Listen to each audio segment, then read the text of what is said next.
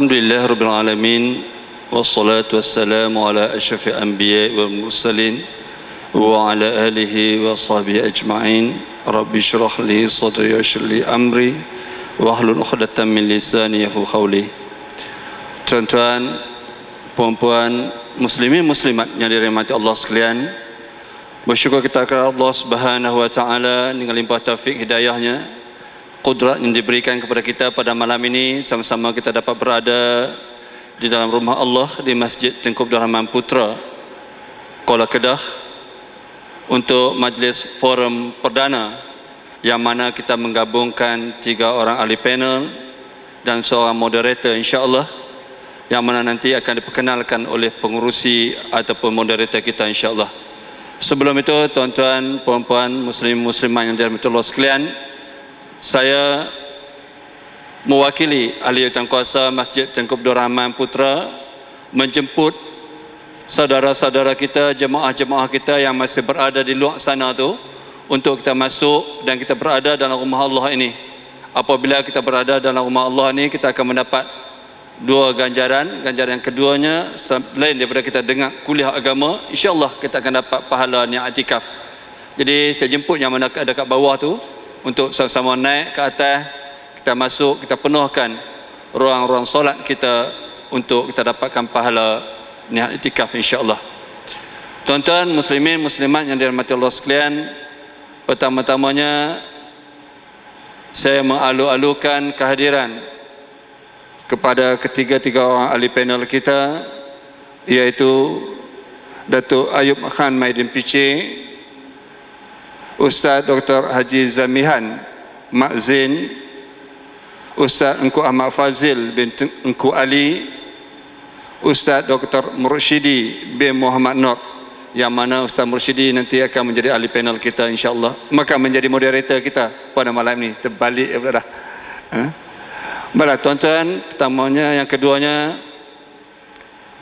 saya Rosli bin Muhammad Desa, timbalan pengurusi kita Ustaz Allahumma salli ala sayyidina Muhammad, Ustaz Abdul Halim bin Abdul Hamid, Datuk penasihat kita yang ada pada malam ini, Datuk Jusuh, ahli-ahli tuan kuasa, merakamkan jutaan terima kasih kepada semua yang terlibat dalam menyediakan program kita pada malam ini, dari persiapan tempatnya, dari segi persiapan hebahannya, merakamkan jutaan terima kasih. Dan juga ada di sini ahli-ahli ulama kita, para ustaz-ustazah kita yang hadir pada malam ini, terima kasih banyak-banyak. Untuk tidak melengahkan waktu, saya dengan segala hormatnya akan menyerahkan majlis ini kepada Ustaz Muhammad Mursyidi bin Muhammad Nur untuk mempengurusikan majlis forum perdana kita pada malam ini yang bertajuk Kelestarian Ahlus Sunnah wal Jamaah menangani pemikiran ekstrim. Jadi dengan segala hormatnya majlis diserahkan kepada Dr. Muhammad Mursyidi. Silakan.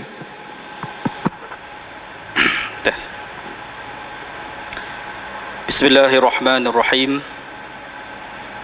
Assalamualaikum warahmatullahi wabarakatuh.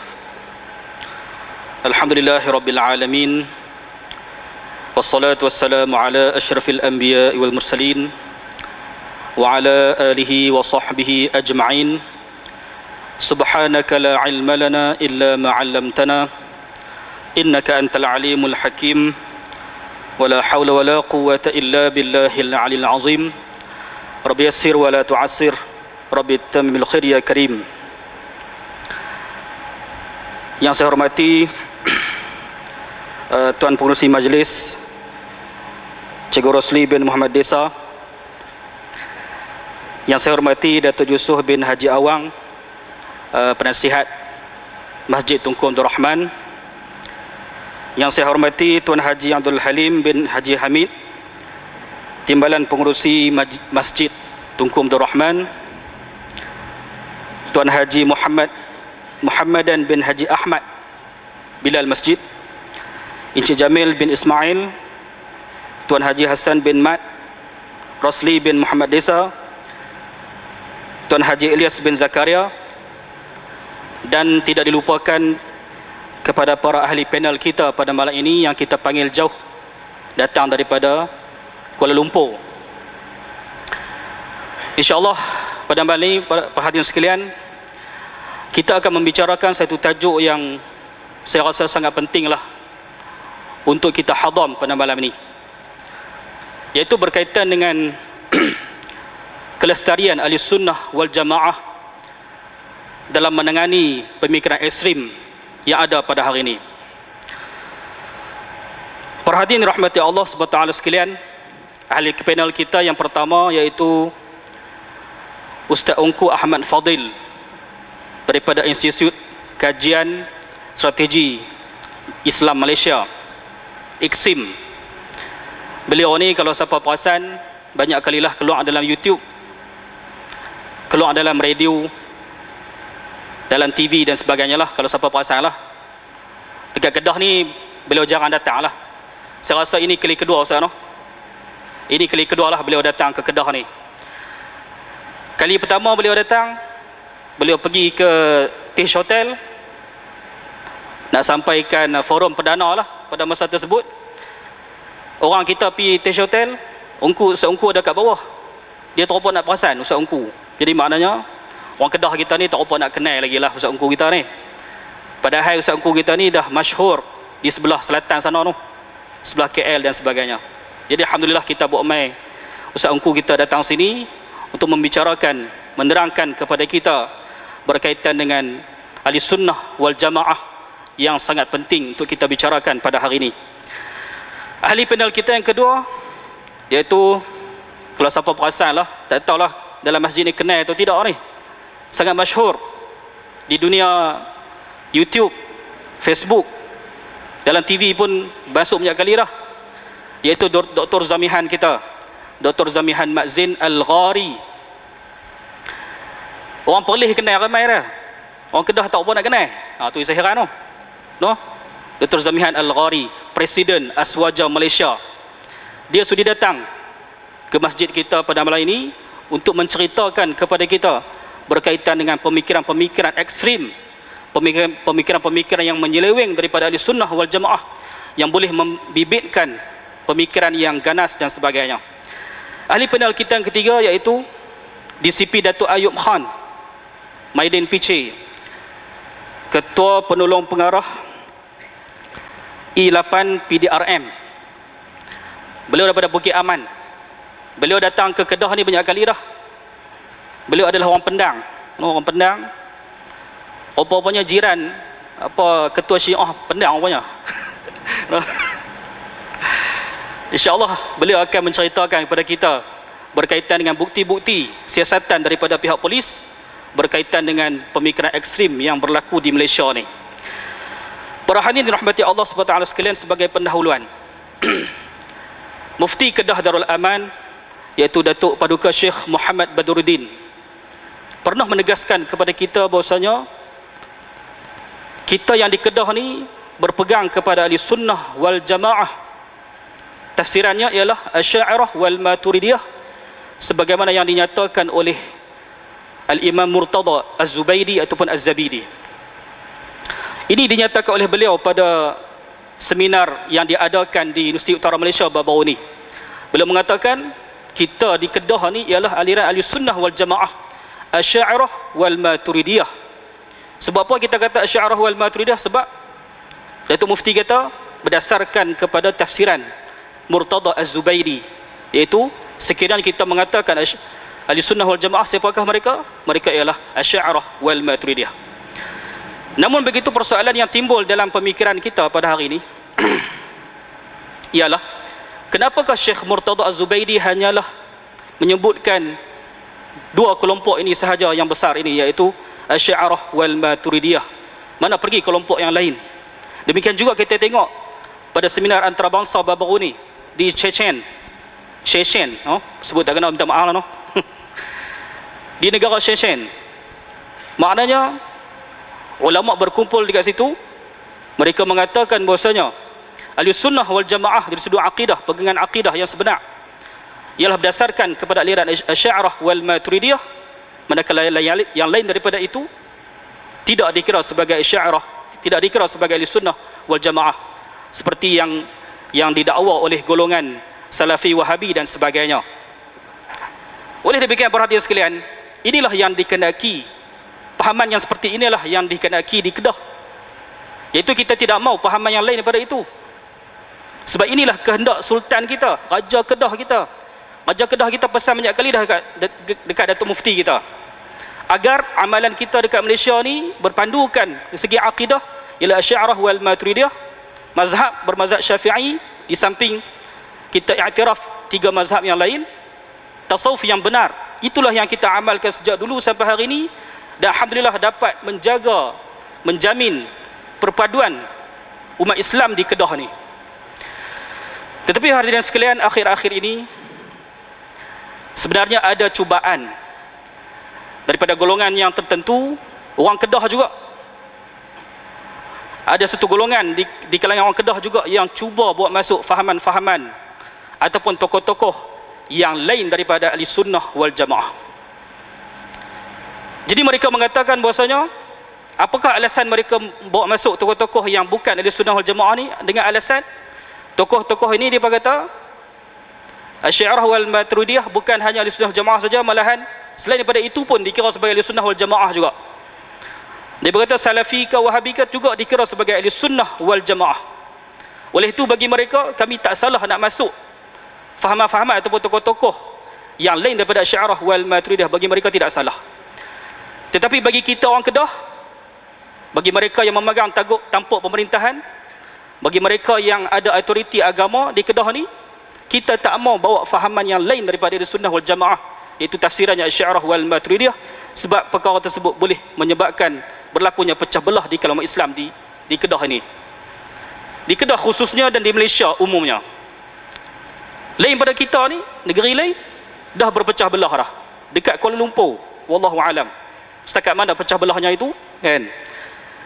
Jadi dekat negara luar, Syria apa semua ni, Iraq, dah berlaku sangat perpecahan yang sangat dahsyat. Perkara itu yang kita tak mau berlaku dekat Malaysia ni. Jadi perhatian sekalian, pada malam ini alhamdulillah kita buat 3 ahli panel yang sangat-sangat sesuai, yang sangat wajar membicarakan kepada kita berkaitan dengan ahli sunnah wal jamaah ini, dan juga pemikiran-pemikiran yang sesat yang patut kita hindari. InsyaAllah ahli panel kita pertama akan menceritakan kepada kita apakah itu ahli sunnah wal jamaah. Yang kita tahu ahli sunnah wal jamaah ni sunat dan juga jemaat lah kot. Sembahyang sunat hari raya, lepas tu sembahyang Jumaat. Bukan yang tu. Ahli sunnah wal jamaah, apakah ciri-ciri ahli sunnah wal jamaah yang sebenarnya, dan kenapakah Syekh Murtada Az-Zubaidi tidak memasukkan golongan lain daripada Asy'ariyah wal Maturidiyah sebagai ahli sunnah wal jamaah, dan kenapakah di Kedah ni patut kita mempertahankan ahli sunnah wal jamaah ini di Kedah, dan jangan kita masukkan pemikiran-pemikiran lain daripada ahli sunnah wal jamaah ini. InsyaAllah akan diterangkan secara panjang lebar oleh Ustaz Ungku Ahmad Fadil kita. InsyaAllah kita berikan masa kepadanya selama setengah jam. Jadi saya persilakan.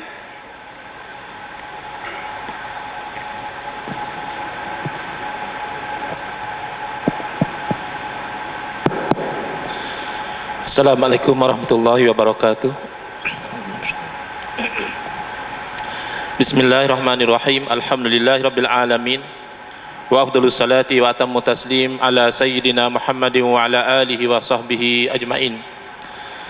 Rabbi shrah li sadri wa yassir li amri wahlul 'uqdatam min lisani yafqahu qawli. Subhanaka la ilma lana illa ma 'allamtana innaka antal alimul hakim. Allahumma akhrijna min zulumatil wahmi wa akrimna binuril fahmi waftah alaina bima'rifatil ilmi wa sahil akhlaqana bil hilm waj'alna mimman yastami'una al-qawla fayattabi'una ahsana.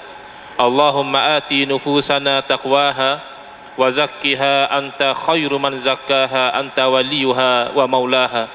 Allahumma arinal haqqa haqqan warzuqna ittiba'ah wa arinal batila batilan warzuqna istinabah. Amma ba'd. Alhamdulillah, yang saya hormati saudara saya, tuan moderator, seterusnya kepada yang saya hormati juga rakan-rakan ahli panel, muslimin muslimat, hadirin hadirat, secara khusus pengerusi Nazir, IJK, Tuan Imam, Tuan Bilal, para ulama dan ustaz-ustaz yang hadir pada majlis kita pada malam ini.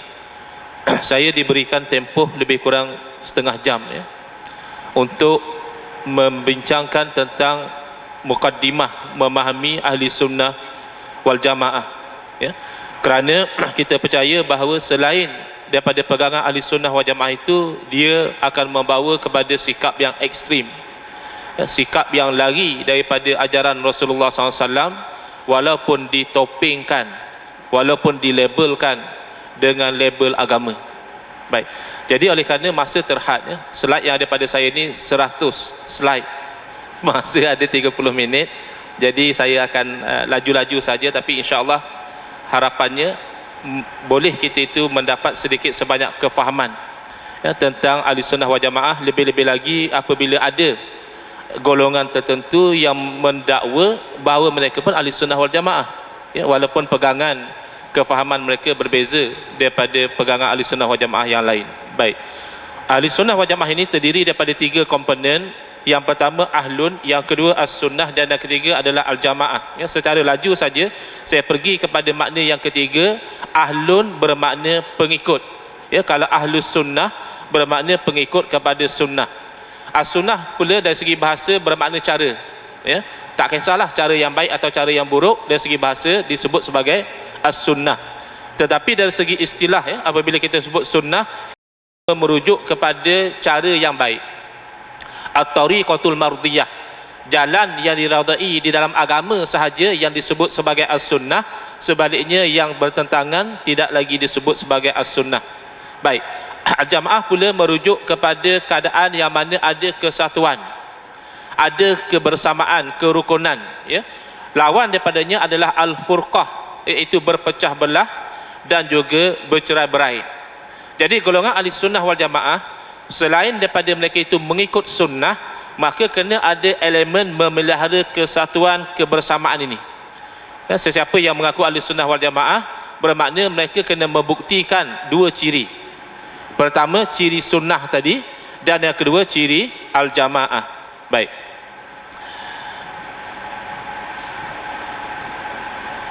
saya potong-potong ini cuma nak sekadar nak menguatkan saja ya, apa yang saya sebutkan tadi, petikan daripada kitab-kitab para ulama ya.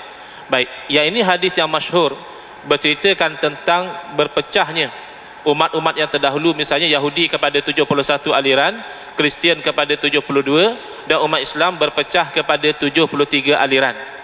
Jadi daripada pecahan yang 73 ini, kita nak kenal pasti mana yang sebenarnya ahli sunnah wal jamaah ya. Siapa ahli sunnah wal jamaah yang dimaksudkan? Fakta menunjukkan daripada pecahan-pecahan yang pelbagai ini, tidak semua aliran mengaku sebagai ahli sunnah wal jamaah. Sebagai contoh ya, misalnya golongan khawarij ya, golongan khawarij yang asal dahulu, yang keluar menentang para sahabat Nabi, mereka menggelarkan diri mereka sebagai asyurat ya, orang yang menjual diri untuk mendapat syurga ya. Orang khawarij ni semangat dia bagus, tetapi tersasar, sebagaimana yang berlaku pada golongan IS sekarang ini. Semangat jihad mereka tu bagus, tetapi tidak terpimpin dengan ajaran syariah yang sebenar, maka mereka sebenarnya melakukan sesuatu yang sangat bertentangan dengan agama. Tapi pada pandangan mereka, mereka sedang menjual diri.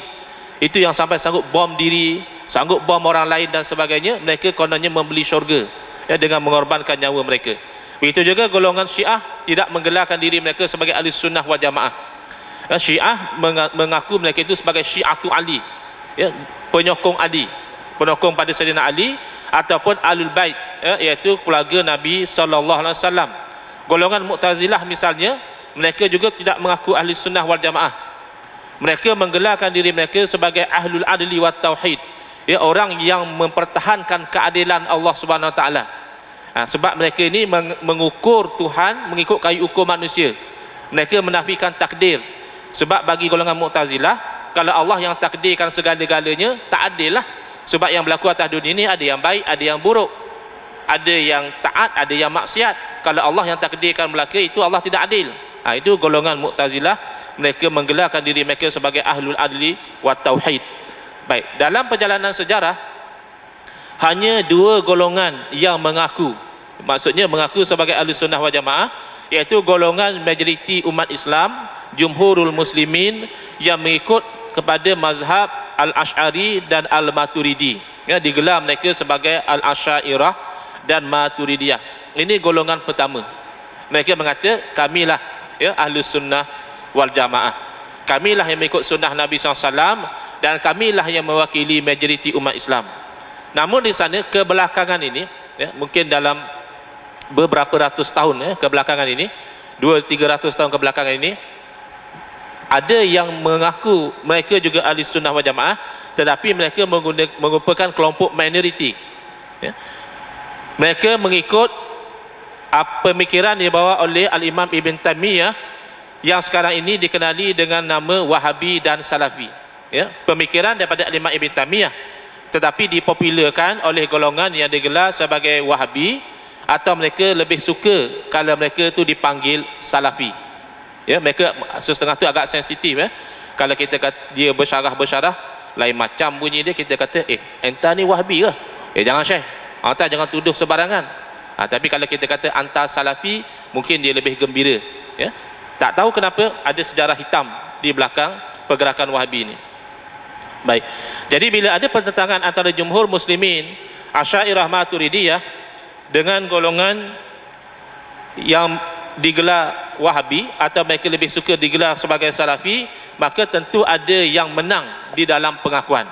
Sebab kalau sekadar mengaku, sesiapa pun boleh mengaku.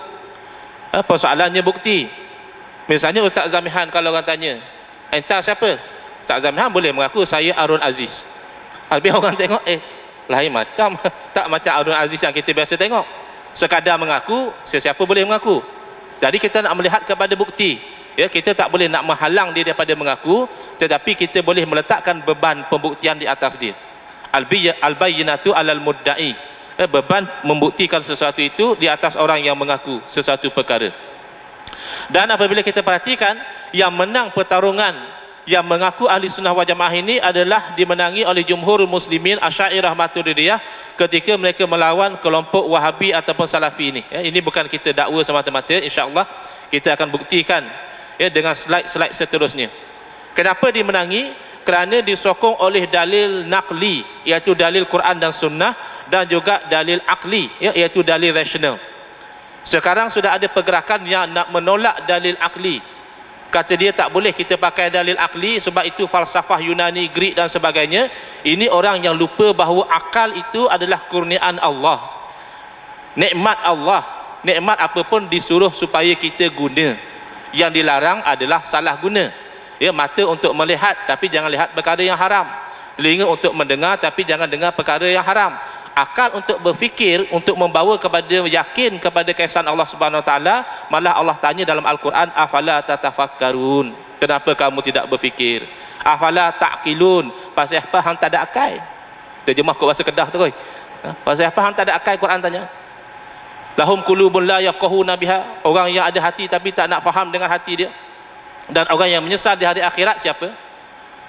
Qalu law kunna nasma'u au naqilu ma kunna fi ashabis sa'ir. Mereka orang-orang kafir berkata, kalaulah dulu masa di dunia kami mau dengar, dia tak mau dengar. Kadang tu bila orang ceramah, ni bukan geng dia tak mau dengar, dia lari. Au naqilu, atau paling kurang kami boleh orang Kedah kata apa? Fikir. Kami boleh fikir. Saya orang Terengganu, tapi setelah duduk balik di Sungai Petani, mak motor duduk di Sungai Petani, bolehlah, tapi bunyi macam siam lah kalau cakap Kedah. Baik, kalaulah kami dulu mau dengar, mau fikir, tak ada lah Kak Mila ni duduk dalam api neraka. Mana orang yang tidak berfikir ni kelak dalam dari akhirat akan dibakar di dalam api neraka Allah Subhanahu Wa Taala. Jadi kita lihat kepada dalil Quran dan hadis. Kalau kita lihat kepada dalil akal, kita akan dapati ianya memihak kepada Asy'ariyah Maturidiyah. Malah sebagaimana yang disebut oleh tuan moderator tadi di dalam kitab Ittihaf Sadatul Muttaqin ya, Al-Alamah As-Said Muhammad Az-Zubaidi ya, yang dikenali sebagai Al-Imam Al-Murtada, beliau mengatakan idza utliqa ahlus sunnah wal jamaah fal muradu bihim al-asy'ariyatu wal maturidiyah. Apabila diitlakkan, disebut macam itu saja ahlus sunnah wal jamaah, yang dimaksudkan adalah Asy'ariyah Maturidiyah. Di sini timbul persoalan ya. Ada orang kata kalau Asy'ariyah Maturidiyah ahlus sunnah wal jamaah, apa nasib sahabat Nabi? Sahabat-sahabat Nabi mereka bukan Asy'ariyah. Asy'ariyah tak ada lagi masa tu. Jadi mereka bukan ahli sunnah wal jamaah lah kalau hampa kata ahli sunnah wal jamaah ni Asy'ariyah Maturidiyah. Baik, jadi kita terangkan kepada mereka jelas yang hidup sebelum daripada Al-Imam Abu Hasan Asy'ari, yang hidup sebelum daripada Al-Imam Abu Mansur Al-Maturidi, mereka adalah ahli sunnah wal jamaah ketika mana mereka mengikut ajaran Nabi sallallahu alaihi wasallam. Jadi Asy'ariyah Maturidiyah ini menjadi ahli sunnah wal jamaah disebabkan mereka ini mengikut jejak langkah para sahabat Nabi, bukan sebaliknya. Bukan nak tunggu jadi ahli sunnah wal jamaah sahabat kena jadi Asy'ariyah dulu, tu mustahil. Ya, tetapi Asy'ariyah Maturidiyah ini dianggap mewakili ahli sunnah wal jamaah kerana mereka lah golongan yang mempertahankan akidah Rasulullah SAW sebagaimana yang disampaikan melalui jalur para sahabat radhiyallahu taala anhum ajmain. Baik, dalil pertama kalau kita nak mengaku ahli sunnah wal jamaah adalah kita memegang teguh konsep al-jamaah. Apa makna kita mengaku al-jamaah tetapi kita tidak berpegang pada konsep al-jamaah? Dan di dalam hadis Nabi SAW diberitahu yang selamat daripada 73 golongan itu wa wahidatun fil jannah, satu dalam syurga, wahia al-jamaah, yang selamat itu adalah al-jamaah. Maka kita kena kenal pasti apa dia al-jamaah. Di sisi ulama, al-jamaah itu ada beberapa makna. Yang pertama adalah disebut sebagai al-jamaah, memang golongan ini dipanggil mereka itu sebagai al-jamaah. Yang kedua ialah golongan yang mengikut kepada ijma' ulama. Bila ulama sepakat dalam sesuatu perkara, mereka ikut, ya, itu golongan jamaah. Yang ketiga adalah mereka yang memelihara kebersamaan, ya, maksudnya bukan mereka tidak ada beza pandangan. Sesama ulama ahli sunnah wal jamaah biasa berlaku khilaf. Kita tahu, ya, cara wuduk berbeza, cara sembahyang ada beza, tetapi perbezaan pandangan mereka tidak sampai menyebabkan kepada perpecahan, ya, sampai mereka itu kafir mengkafir, bid'ah membid'ah, tidak sampai ke peringkat itu. Malah kita lihat dalam kitab-kitab fiqh misalnya, apabila ulama Syafi'iyah bercakap tentang Hanafiyah, mereka berkata wa zahabal Hanafiyah rahimahumullah. Ulama-ulama Syafi'iyah semoga Allah merahmati mereka.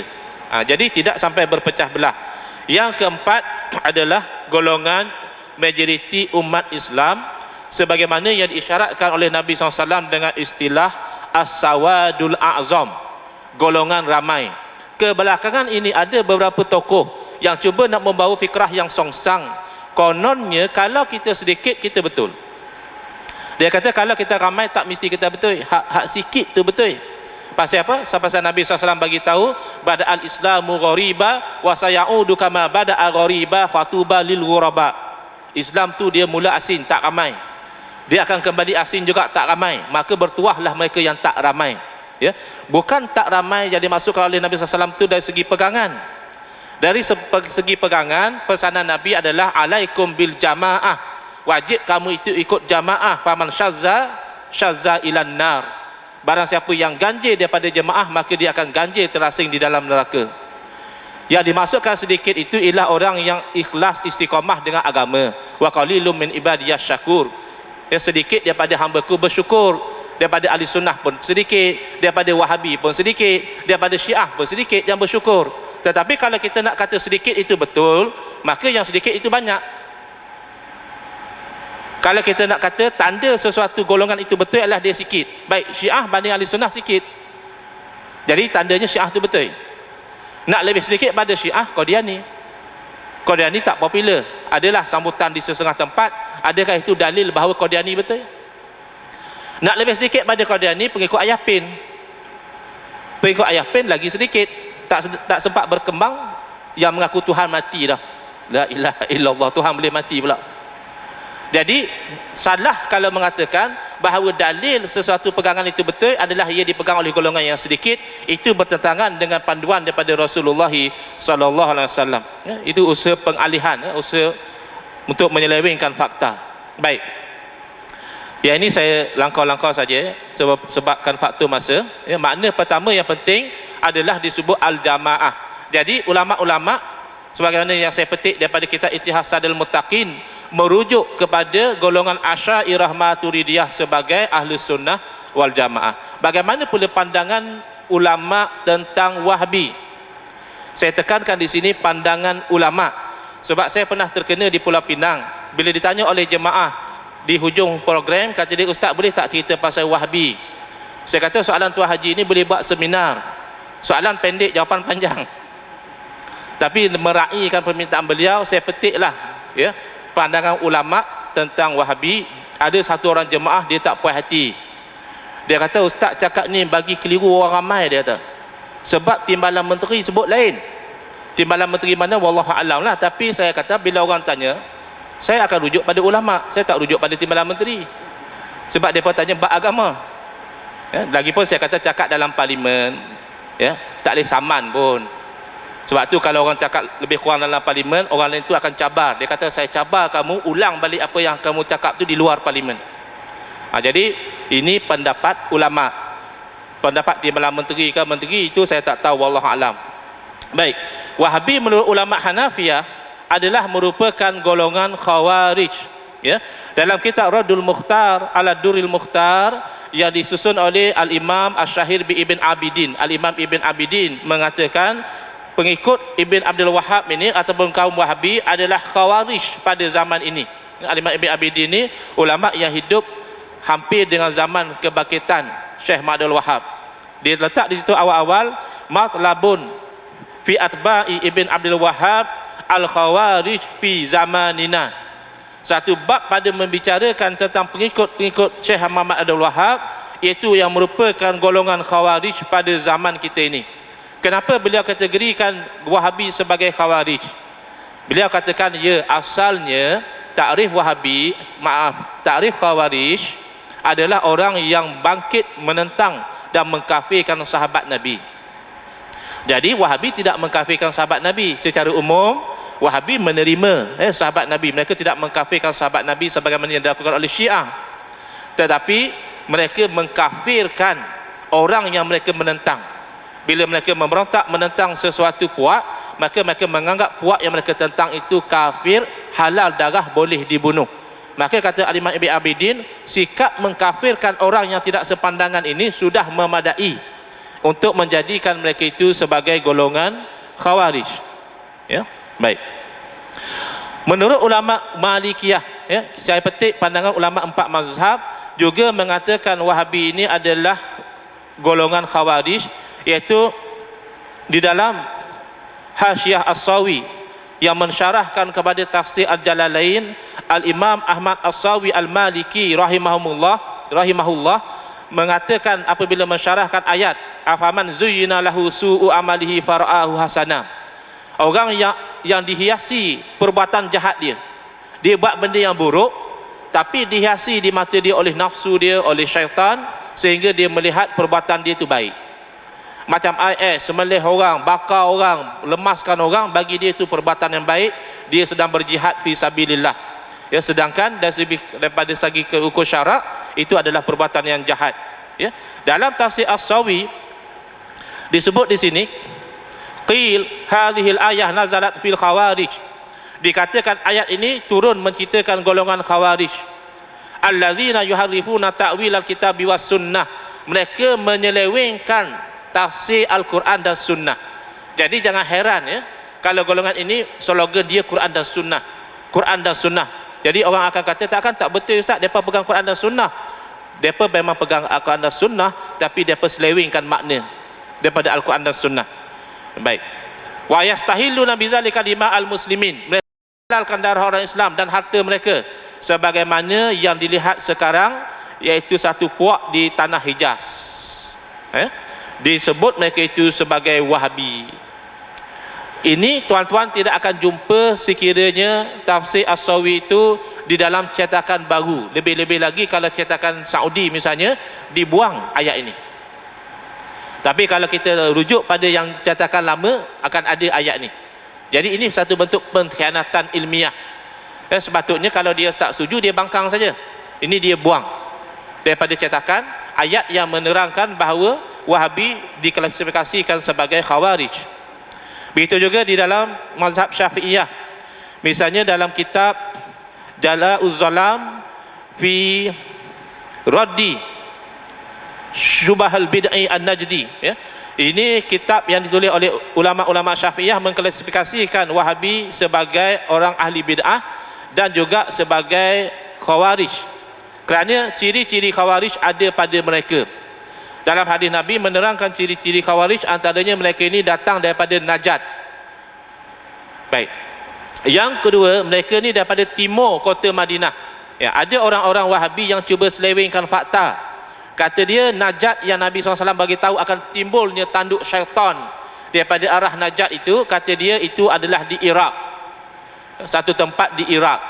Rupanya Wahabi ni ada sebahagian tak pandai tengok peta. Kalau kita tengok peta, yang dia kata Najd tu duduk di atas sana tu, antara utara dengan timur, dia panggil apa?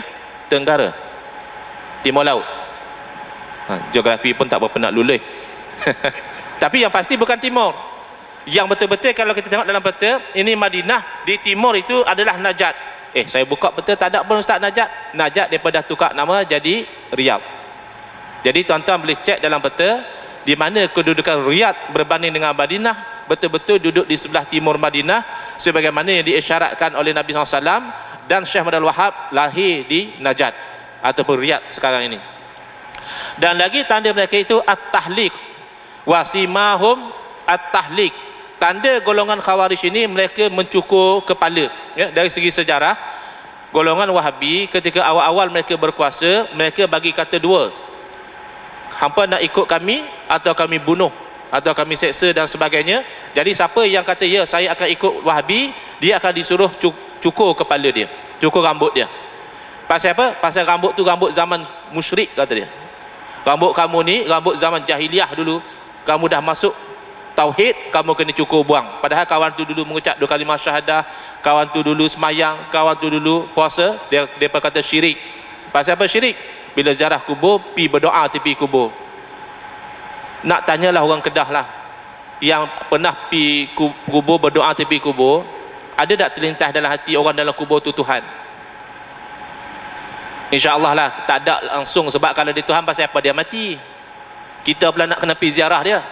Tapi Wahabi ni ada sebahagian dia sangka buruk pada kita. Dia ingat kalau kita berdoa di tepi kubur, kita sedang menyembah orang dalam kubur.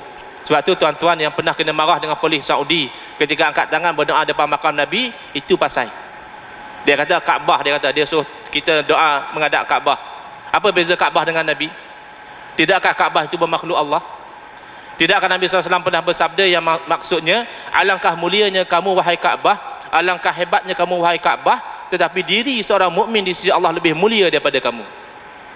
Kalau diri seorang mukmin biasa pun lebih mulia daripada Kaabah, fama balukum bin Nabi, macam mana lagi dengan Nabi SAW? Tentulah lebih afdal dan lebih mulia kalau kita menghadap kepada makam Nabi SAW, tidak memberikan belakang kita kepada Nabi SAW, sebagaimana difatwakan oleh Imam Malik rahimahullah ketika khalifah meminta fatwa beliau. Kata Imam Malik, jangan sekali-kali kamu berpaling daripada baginda, sedangkan baginda menjadi wasilah kamu dan wasilah bapa kamu Adam kepada Allah Subhanahu Wa Taala.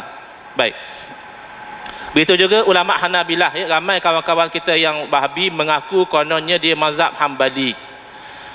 Ulama Hanabilah sendiri yang original lah, ya, bukan yang menyamar, mereka mengklasifikasikan Wahabi ini sebagai Khawarij juga. Misalnya dalam kitab Ar-Risalah Al-Musammah Birihlah Al-Hijaziyah, ya, ulama-ulama Hanabilah yang asal berpegang teguh dengan ajaran Imam Ahmad bin Hanbal atau mazhab Imam Ahmad bin Hanbal, mereka menolak kepada fahaman Syekh Muhammad Abdul Wahhab. Malah lebih awal daripada itu, mereka menolak kepada fatwa-fatwa Al-Imam Ibn Taymiyah yang bercanggah dengan ijma' para ulama. Ya, kalau ikut di sini ada masa 7 minit lagi. Baik, takat had dan tak ada, nanti mungkin kita boleh cover masa sesi soal jawab. Ya. Baik, makna kedua ialah mengikut ijma' ulama. Bermakna kalau kamu itu mengaku bahawa kamu itu adalah ahli sunnah wal jamaah, maka kamu tidak akan mengenepikan ijma' ulama, sebab itu merupakan kesepakatan umat. Ya, Allah, innallaha la yajmu ummati ala dhalalah. Allah Taala itu tidak akan mengumpulkan umat aku di atas kesesatan. Ya, sabda Nabi SAW. Baik, kita nak lihat Al-Asy'ariyah dan Al-Maturidiyah alhamdulillah berpegang dengan ijma' ulama, sebagaimana pegangan imam-imam mazhab yang 4 dalam fiqh juga, ya. Imam mazhab dalam akidah juga berpegang kepada ijma' ulama. Ya, misalnya sifat qidam. Ya, nama qidam itu sabit dengan ijma'. Tidak ada secara khusus, ya, walaupun dalilnya ada dalam Quran dan hadis. Fauna Ya Allah, ajarkanlah sesuatu yang bermanfaat untuk hidup kami. Waj'alna mimman yastami'una al-qawla fayattabi'una ahsanah. Jadikanlah kami dari kalangan hamba-hamba-Mu yang mudah mendengar nasihat dan menerima bimbingan yang baik, dan berilah kekuatan kepada kami untuk melakukan amal ibadat yang terbaik. Walhamdulillahirabbil alamin. Assalamualaikum warahmatullahi wabarakatuh. Yang saya muliakan Al-Fadhil Ustaz Dr. Mursyidi Muhammad Noor, moderator kita pada malam ini, forum menangani ekstremisme agama, yang dihormati DCP Datuk Ayub Khan Maidin PC, Ketua Penolong Pengarah Bahagian Counter Terrorism, Ibu Pejabat Polis Bukit Aman, Kuala Lumpur, yang dihormati sahabat saya Al-Fadhil Ustaz Engku Ahmad Fadil Engku Ali, Fellow Kanan IKSIM, Tuan-tuan Imam, Barisan Jawatan Kuasa Pengurusan Masjid, para asatizah, tuan-tuan haji, puan hajah, hadirin muslimin muslimat yang dirahmati Allah. Alhamdulillah, pada malam ini kita masih lagi diberi subsidi oleh Allah untuk hidup. Kita bernafas, menggerakkan fungsi akliyah, jasmaniah dan rohaniah, dan kita bersyukur sama-sama dapat meluangkan masa seketika, walaupun kita terasa hangat dengan pembentangan bajet 2017, tetapi yang lebih hangat dan lebih menyelamatkan kita daripada api neraka adalah berpegang dengan akidah yang sahih yang diambil daripada Nabi sallallahu alaihi wasallam, para sahabat, para tabi'in, para tabi' tabi'in, para ulama, para aulia, hinggalah kepada kita. Alhamdulillah, itulah akidah Ahlus Sunnah wal Jamaah yang berteraskan kepada prinsip-prinsip yang jelas yang terdapat di dalam kitab suci Al-Quran, sunnah Nabi sallallahu alaihi wasallam yang disepakati dengan ijma' ulama, dan akal kita yang waras menerimanya dengan mudah sebagai satu penerimaan maklumat yang diperolehi mengikut jalan mengetahui hakikat sesuatu perkara. Terlebih dahulu saya ucapkan ribuan terima kasih, jazakumullah khairul jazak, kepada Pertubuhan Al-Sunnah Al-Asyairah wal Maturidiyah Utara Penawar, pimpinan Dr. Mursyidi, dan juga pihak Jawatan Kuasa Pengurusan Masjid Tunku Abdul Rahman Putra Al-Haj pada malam ini, juga dengan dukungan serta sokongan DCP Datuk Ayub Khan Maidin, membolehkan forum kita ini dapat dijayakan. Alhamdulillah. Ketahuilah tuan-tuan bahawa forum kita, forum akidah ini majlis ilmu yang mulia, kerana kita memperteguhkan akidah Ahlus Sunnah wal Jamaah. Dalam masa yang sama kita memberi pencerahan pada ajaran yang sesat, yang menyeleweng dari landasan Ahlus Sunnah wal Jamaah. Antara ajaran yang menyeleweng dari Ahlus Sunnah wal Jamaah ini, kita boleh klasifikasikan kepada dua bahagian. Satu, aliran dulu-dulu yang klasik, yang sekarang ni aliran contemporary yang ada zaman kita sekarang. Dulu-dulu dah buat sesat, buat menyeleweng. Akhirnya akidah dan pegangan mereka menjadi kufur dan murtad. Kita tengok kemunculan Qadariyah, Mu'tazilah, Jabariyah, Murji'ah, Syiah, Khawarij yang menyusuri zaman Nabi sallallahu alaihi wasallam, para sahabat, para tabi'in, dan dalam kepimpinan khalifah Islam, terutamanya menyusuri di zaman Khulafah Rashidin, daulah kerajaan Umayyah, Abbasiyah, Utsmaniyah, sampai ke zaman kita sekarang. Polemik akidah yang menyeleweng atau ajaran sesat ada, dan ada pula ulama Ahlus Sunnah wal Jamaah bangkit memberi pencerahan terhadap sebarang bentuk penyelewengan dan membimbing umat ini ke jalan yang benar. Alhamdulillah.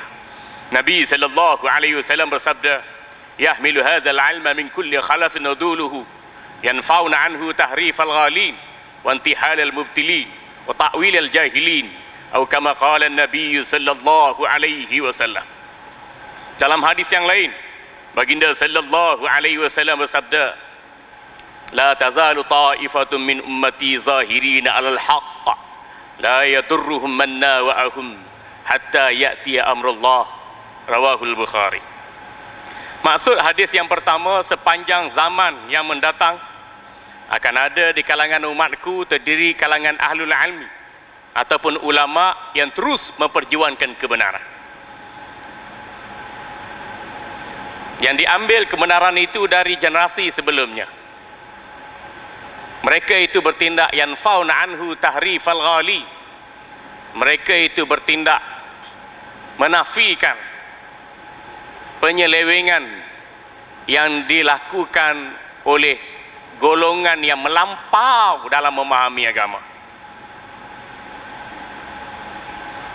Intihalal mubtilin, golongan yang sesat dalam urusan agama. Wa ta'wilal jahilin, para ulama bangkit bagi menentang takwilan yang dilakukan oleh orang-orang yang bodoh dalam urusan agama. Sementara maksud hadis yang kedua, akan ada di kalangan umat aku terdiri kalangan para alim ulama bangkit mempertahankan kebenaran, tidak ada kemudaratan terhadap perjuangan kebenaran yang didokong oleh mereka sehingga datangnya perintah daripada Allah, iaitu perintah memberi pencerahan terhadap bentuk penyelewengan dan juga perintah yakni hukuman yang Allah tetapkan hinggalah hari kiamat nanti. Hadirin yang dirahmati Allah, kita melihat ajaran sesat atau menyeleweng zaman-zaman dulu, zaman-zaman kini datang dengan gaya dan pendekatan yang sama. Mengapa mereka jadi sesat? Orang kita jadi menyeleweng. Yang pertama sekali, jahil tentang ilmu agama. Kita tak mengaji agama. Kita mengaji bahasa Melayu, bahasa Inggeris, fizik, biologi, kimia, sejarah, matematik kurang, matematik tambah. Ekonomi, bursa saham Kuala Lumpur, ringgit Malaysia ditutup lemah berbanding dolar Amerika, bajet 2017. Tentang akidah kita tak mengaji. Ilmu mengenai Allah kita tak mengaji. Ilmu mengenai Nabi kita tak mengaji. Ilmu tentang zat Allah, ilmu tentang sifat Allah, ilmu tentang perbuatan Allah, ilmu tentang nama-nama Allah, kita tak mengaji bagaimana untuk kita kenal Allah. Ini kefarduan yang dituntut berdasarkan firman Allah, fa'lam annahu la ilaha illallah, surah Muhammad ayat 19. Atau paling ringkas, kul huwallahu ahad, afillahi syakun. Tidak ada keraguan pada kewujudan Allah, wujud zat Allah, wujud sifat Allah, wujud perbuatan Allah, wujud nama-nama Allah. Kalau kita tak mengaji akidah, bagaimana kita nak kenal Allah? Kalau tak kenal Allah, hidup kita punah ranah, tak jadi ahlu sunnah wal jamaah. Tak capai maksud, ilahi anta maksudi wa ridha matlubi. Tak capai maksud. Jadi tuan-tuan, kewajipan kita belajar ilmu akidah. Dalam kitab Kifayatul Awam disebutkan, yajibu ala kulli mukhallafin ay ya'rifa 50 aqidatan, summa yajibu alaihi ay ya'rifa laha dalilan ijmaliyan atau tafsiliyan. Maksudnya wajib ke atas setiap individu muslim yang baligh, yang berakal, yang matang fikirannya untuk mengenali akidah Ahlus Sunnah wal Jamaah dengan jumlah 50 simpulan akidah. Kita kenal tentang sifat yang wajib bagi Allah ada 20. Wujud kita bakat mukhalafatu ta'ala lil hadis kiamuh binafsi wa daniyah kudrat irada ilmu hayyan sama basar qadiran muridan aliman hayyan sami'an basiran mutakalliman. Bertentangan dengan sifat wajib bagi Allah 20 jadi 40. Mustahil Allah tak ada, mustahil Allah pekak, mustahil Allah tuli, mustahil Allah buta, mustahil Allah jahil, mustahil Allah lemah dan lain-lain. Sifat wajib bagi Allah 20, sifat mustahil bagi Allah 20, 40, sifat harus bagi Allah 1. Kenal Allah dengan 41 sifat. Tuntutan yang kedua, wajib kita kenal Nabi sallallahu alaihi wasallam cara peribadi. Mak Nabi sallallahu alaihi wasallam sebut inna risalata wan nubuwata qadin qata'at. La nabiyya min ba'di. Sesungguhnya risalah kerasulan, kenabian sudah pun terputus. Tidak ada lagi nabi sesudahku. Tak kira nabi Melayu, nabi Jawa, nabi Bugis, nabi Kahar, nabi ayah Ping, ayah Butang, ayah Zik, ayah apa. Tak ada nabi dah. Yang kita pergi duk ikut, duk percaya, duk taksub fanatik pasal apa? Tak ada pasal. Sebab mengajar nak cari pasal. Bila tak ngaji akidah, hidup kita punah ranah, fikiran punah ranah, perangai kita punah ranah. Bapa punah, isteri punah, anak punah, punah ranah. Kita sepatutnya jadi apa? Ahlus sunnah wal jamaah. Tetapi mutakhir ini kerana tak menguasai akidah, kena Allah, kena Rasul, kena benda-benda gaib, kena aliran yang benar, kena aliran menyeleweng, hidup kita tak jadi ahlus sunnah wal jamaah, jadi ahlul punah warana. Sebab jahil tentang akidah. Di masjid kurang, di surau kurang, di jabatan-jabatan kerajaan kurang pelajaran tentang akidah Ahlussunnah wal Jamaah. Sebab tu dulu ulama-ulama kita, Pak Kiai, Tok Guru pondok kita susun Faridatul Faraid, kitab basic belajar akidah. Kifayatul Awam, kitab basic belajar akidah. Risalatul Tauhid, kitab hak asas belajar akidah. Pun kita tak belajar. Matematik belajar, bahasa Inggeris belajar. Sebab anak-anak dapat 5A, SPM 10A. Tapi akidah E. Akidah fail, akidah kosong. Akhirnya akidah kita tak ada nilai. Tak ada ikatan kepada awwaluddin ma'rifatullah wa ma'rifatur rasul sallallahu alaihi wasallam, terutamanya Nabi kita Muhammad sallallahu alaihi wasallam. Jadi sesak bila tak belajar akidah Ahlussunnah wal Jamaah. Yang kedua, jadi sesak bila melampau dalam agama. Al-Quran itu difaham dengan tafsir. Tafsir menyediakan pada kita maklumat yang tepat berkait sesuatu ayat. Ayat Mekah, ayat Madinah, ayat Muqayyad, ayat mutlak, ayat umum, ayat khusus, ayat nasakh, ayat mansukh, ayat mufassal, ayat mujmal. Ada sebab-sebab turun ayat. Ayat ni berkait dengan ayat sebelumnya, ayat ni berkait dengan ayat selepasnya. Ayat ni tidak ditafsirkan dalam surah yang sama, tetapi ditafsirkan dalam surah-surah yang lain. Kita jadi melampau sebab baca Quran tafsir sendiri, SS syok sendiri. Jadi tak kira orang Melayu, orang Arab, orang Amerika, orang Eropah, Jawa sekalipun, kalau baca Quran tafsir sendiri jadi menyeleweng. Baca hadis tafsir sendiri jadi menyeleweng. Nak tafsir Quran, kita rujuk kepada kitab-kitab tafsir. Nak faham hadis, kita rujuk kepada kitab-kitab yang mensyarahkan hadis-hadis Nabi sallallahu alaihi wasallam. Ini peranan ulama ahli tafsir, peranan ulama ahli hadis. Kita buka kitab mereka, kita mengaji. Kalau baca saja boleh jadi kita tafsir dengan akal kita. Kita kena mengaji. Patu ayat yarfa'illahu allazina amanu minkum wallazina utul ilma darajat. Patu hadis Nabi sallallahu alaihi wasallam, talabul ilmi faridatun ala kulli muslimin, rawahul Baihaqi. Menuntut ilmu, belajar agama, belajar akidah, belajar syariah, belajar fiqh, belajar tasawuf, itu wajib.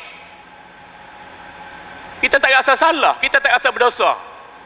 Kalau tak hantar anak sekolah rendah, tak hantar anak sekolah menengah, tak hantar diploma, mesti rasa salah kita, rasa berdosa kita, rasa terpencilnya kita dari pelajaran arus perdana. Tapi kalau tak hantar anak belajar akidah, anak kita tak kenal Allah, tak kenal Rasul, tak yakin pada perkara-perkara yang gaib yang sebenarnya dijanjikan oleh Allah, kita tak peduli. Itu jadi sesat. Kalau ada bini comel-comel jadi sesat, apa nilai? Ada suami handsome-handsome jadi sesat, apa barang? Kalau ada anak bijak-bijak jadi sesat, tak ada guna. Yang ketiga, orang kita jadi sesat, ya, Di samping jahil, di samping melampau, orang kita jadi sesat sebab fanatik. Orang Syiah jadi sesat kerana fanatik kepada ahli baiti Rasulullah sallallahu alaihi wasallam. Orang Wahabi jadi sesat sebab apa? Fanatik pada Muhammad bin Abdul Wahab. Muhammad bin Abdul Wahab jadi sesat fanatik kepada Ibn Taymiyah Al-Harrani Ad-Dimashqi. Ibn Taymiyah dihukum sesat oleh ulama kita. Sebab apa? Sebab fanatik kepada ulama Mujassimah Al-Hanabilah. Ini disebut dalam kitab-kitab yang dikarang oleh ulama kita 4 mazhab. Mazhab Hanafi, mazhab Maliki, mazhab Syafi'i, mazhab Hanbali.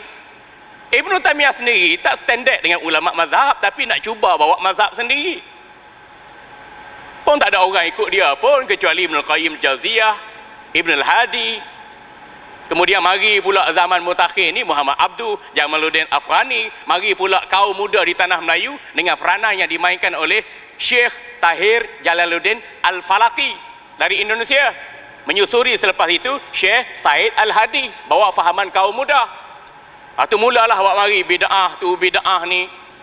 Allah ada mata, Allah ada tangan, Allah ada kaki, Allah ada beti, Allah duduk atas aras. Siapa tak percaya benda ni tolak Quran, siapa tolak ketentuan Al-Quran, kafir. Mereka kafirkan kita. Takwil dikatakan takwil sejajar dengan Mu'tazilah, Jabariyah, Syiah. Serangan-serangan kepada pengajian kitab-kitab kuning, kitab-kitab turas, kitab-kitab pondok. Mengaji sifat 20 kata cacat akal. Mengaji sifat 20 kata diambil daripada falsafah Yunani.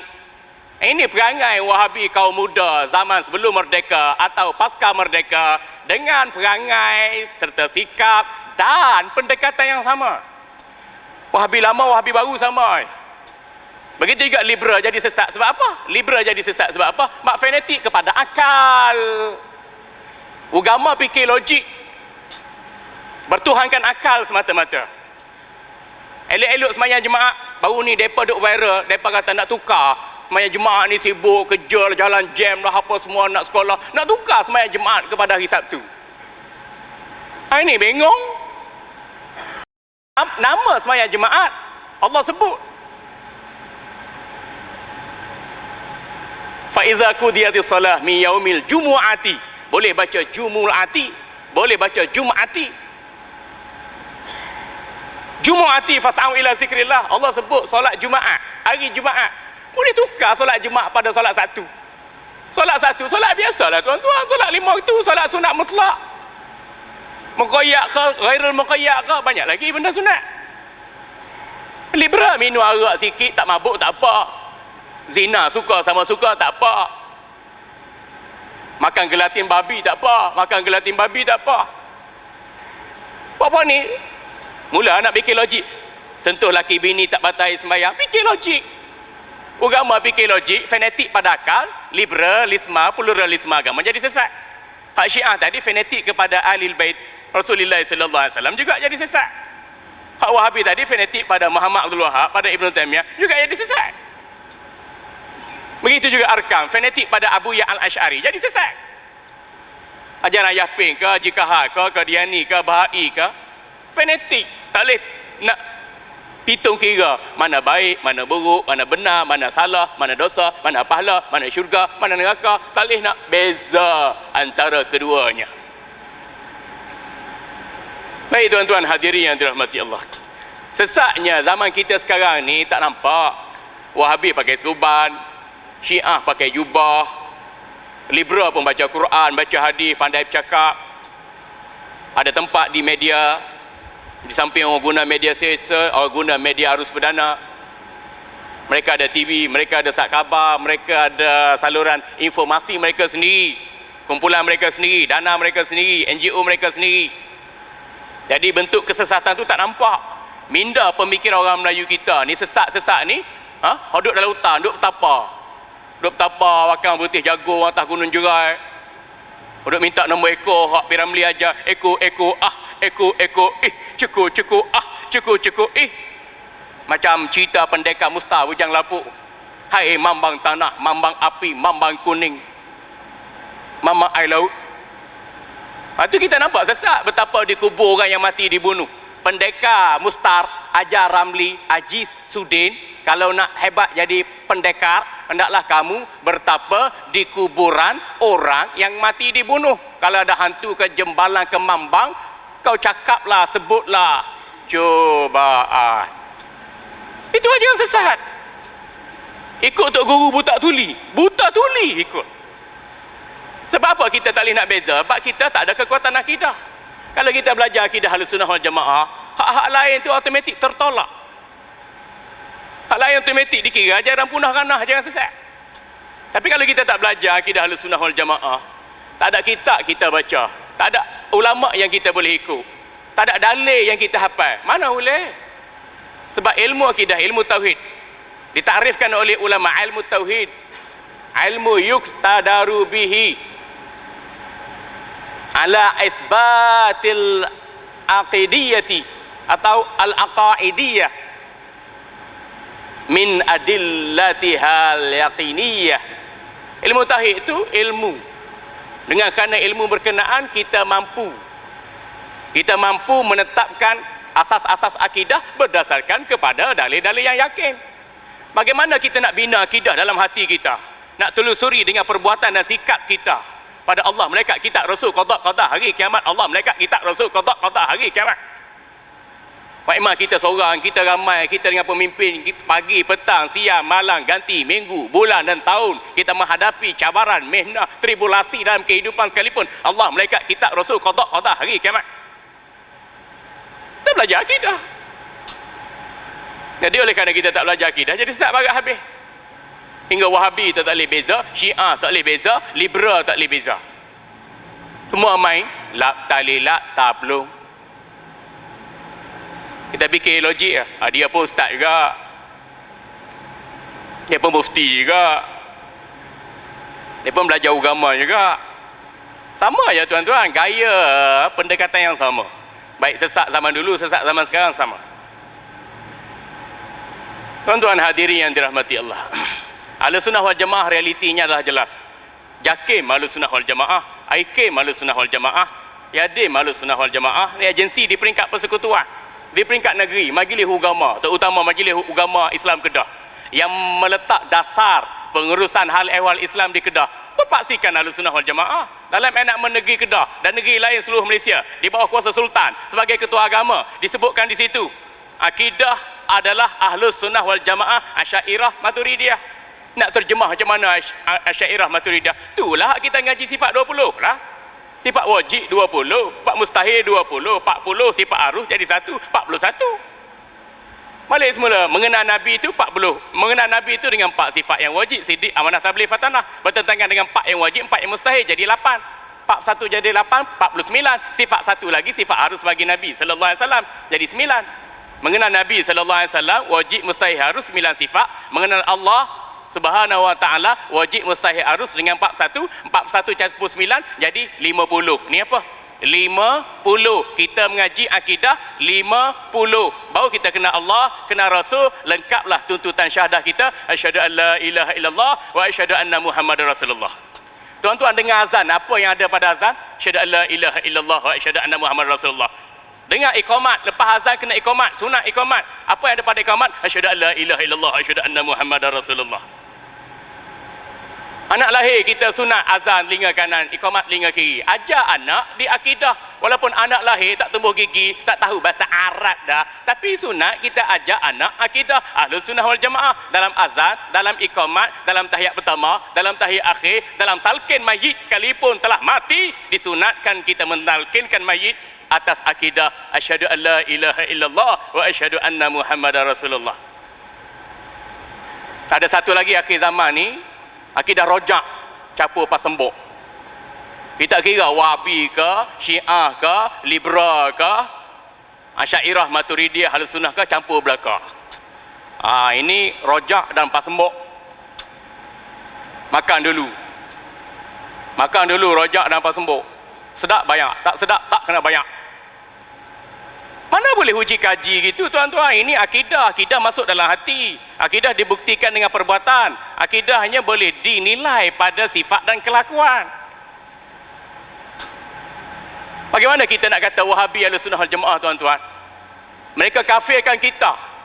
Kalau kita mentakwil ayat-ayat mutasyabihat ikut kaedah ulama khalaf, berinspirasikan kaedah ulama salaf, mereka Wahabi ni kafirkan kita, anggap kita ni Jahmiyah, anggap kita ni setara dengan Syiah. Itu yang dipelopori oleh Ibn Taymiyah Al-Harrani Ad-Dimashqi. Mereka nak kita anggap Allah ni ada mata, ada tangan, ada kaki, duduk atas arash. Allah ada had, ada batasan yang khusus bagi Allah. Ini akidah musyabbihah, ini akidah mujassimah. Bagaimana kita nak kata Wahabi Ahlussunnah wal Jamaah mereka bid'ah sesatkan kita? Kita tahlil kata sunat, depa kata kita tahlil sesat. Kita doa kunut kata sunat, depa kata kunut kita sesat. Kita sapu muka lepas sembahyang, kita kata sunat. Pak Wahabi kata kita sesat. Kita sambut doa awal tahun, akhir tahun, kita kata sunat. Pak Wahabi kata kita sesat. Kita sebut lepas baca Quran, sadaqallahul azim, kita kata sunat. Pak Wahabi kata kita sesat. Huyo. Bagaimana kita nak kata mereka sunnah? Kita nak kata orang sesat ke, bid'ah ke, alul hawa ke? Ada dalilnya, dalil yang yakin. Ahli sunnah wal jamaah ni bukan main label-label, main suka-suka hati cap-cap gitu, melainkan dengan kata-kata, dengan perbuatan, dengan i'tiqad. Kita kata dia Syiah. Ustaz Abdul Hasan dipendam tu Syiah. Sebab dia pelopor ajaran Syiah. Dia mencela sahabat-sahabat Nabi sallallahu alaihi wasallam. Jadi kita kata Syiah ni bertentangan dengan Ahlussunnah wal Jamaah. Bila Syiah bertentangan dengan Ahlussunnah wal Jamaah, Jabatan Agama Islam Negeri Kedah pergi tangkap, pergi dakwa, pergi charge mereka di Mahkamah Syariah. Saya tuan-tuan pada 30 hari bulan Oktober 2013 saya menghadap Yang di-Pertuan Agong dan Majlis Raja-Raja Melayu di Istana Negara Jalan Duta. Sesi mesyuarat Majlis Raja-Raja itu dipengusikan oleh Tuanku Sultan Selangor. Saya bentang ancaman Syiah terhadap keselamatan negara 1 jam pada Majlis Raja-Raja. Antara soalan yang ditanyakan Yang di-Pertuan Agong pada saya masa itu, Tuanku Yang di-Pertuan Agong tanya, Ustaz, negeri mana paling banyak Syiah? Saya jawab, ampun Tuanku, negeri paling banyak Syiah negeri Kedah Tuanku. Habis Jabatan Agama duk buat apa? Ampun Tuanku, Jabatan Agama duk bersyarah je Tuanku, duk tangkap khalwat je Tuanku. Orang Syiah jarang-jarang, kadang-kadang ditangkap dan dilepas. Jadi bagaimana kita nak bendung Syiah? Kita bina pondok, bina sekolah, bina tadika, bina kolej, bina universiti, sampai kepada Universiti Insaniah di Kedah untuk memperkasakan Ahlussunnah wal Jamaah di Kedah. Tapi dalam masa yang sama kita biarkan Syiah bermaharajalela. Mana boleh? Kita kata kita Ahlussunnah mazhab Syafi'i, sufi-sufi yang benar di negeri Kedah kita praktikkan daripada dulu hingga sekarang, alhamdulillah, bawah bidang kuasa Tuanku Sultan. Tapi dalam masa yang sama di negeri Kedah ni ustaz-ustaz Wahabi berlambak dan masuk dah dalam agensi-agensi agama, tempat-tempat tertentu. Dan kita seakan tidak ada tindakan pun. Ini yang menyedihkan kita tuan-tuan. Nak jaga akidah Ahlussunnah wal Jamaah, tapi kita biarkan Syiah, Wahabi, liberal terus merajalela. Apa nak jadi dengan masa depan anak-anak kita ni tuan-tuan? Baiklah tuan-tuan. Akhirnya kesimpulan kita, pegang teguhlah akidah Ahlussunnah wal Jamaah. Akidah Ahlussunnah wal Jamaah ni akidah Nabi sallallahu alaihi wasallam, para sahabat, para tabi'in, para ulama dan mutakhir. Ini ia didukung oleh Asy'ariyah dan Maturidiyah. Kita mengaji sifat 20. Jadi tok guru kita letak pengajian akidah dengan kitab-kitab kuning, kitab-kitab lama tu dah kena, comel dah tu. Cuma kita olah dalam bahasa yang mudah, bersesuaian dengan orang yang ada di zaman kita. Lepas tu pegang akidah Ahlussunnah wal Jamaah juga, pegang kepada pandangan mazhab. Mazhab muktabar, Hanafi, Maliki, Syafi'i, Hambali. Nak pegang 4-4 payah juga tuan. Pegang satu, kita pegang mazhab Syafi'i. Tuanku dah setuju mazhab Syafi'i ni, kaul muktamad mazhab Syafi'i, kaul yang difatwakan di negeri Kedah. Habis duk pegang apa kaul Ibn Taymiyah? Duk pegang apa Muhammad bin Abdul Wahhab dari negeri Isketambola? Adik-beradik dengan Ismail Ulam Raja. Pelik tuan-tuan. Duk pegang apa dengan pandangan-pandangan yang syaf? Pegang mazhab Syafi'i. Dalam mazhab Syafi'i pun banyak pandangan. Pandangan Imam Syafi'i sendiri, pandangan Ashab Syafi'i sendiri, Pandangan ulama Syafi'iyah, mutaakhirin, mutaqaddimin. Tengok pandangan yang kita pilih, yang dijadikan muktamad dalam fatwa negeri Kedah. Jadi kalau negeri Kedah haramkan Syiah, Mufti Kedah haramkan Wahabi, Mufti Kedah haramkan Liberal, hamba rakyat wajib ikut, penguat kuasa wajib bertindak. Begitu juga dengan ajaran-ajaran sesat yang lain, tuan-tuan. Dan satu lagi kekuatan asas Ahlussunnah Jemaah ialah menguasai ilmu kesufian. Di sini timbulnya akhlak. Daripada sifat yang keji, kita buang, hiasi diri dengan sifat yang terpuji, lahirnya tajalli, dan kita sentiasa meletakkan diri dalam pengawasan Rabbul Jalil. Ini yang beza.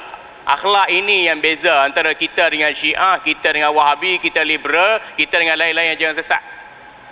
Sayangnya akhir zaman ni kita kata kita Ahlussunnah wal Jamaah, tapi akhlak kita kadang-kadang tu lebih teruk daripada golongan bukan Islam. Minta maaf tuan-tuan, saya kerja masuk penjara tiap-tiap minggu. Hampir 40,000 banduan. Banduan merompak, menyamun, rogoh orang, bunuh orang, pengganas. Majoritinya orang Melayu, orang Islam kita. Apa yang tak kena dengan Melayu Islam ni? Tak kenanya satu je.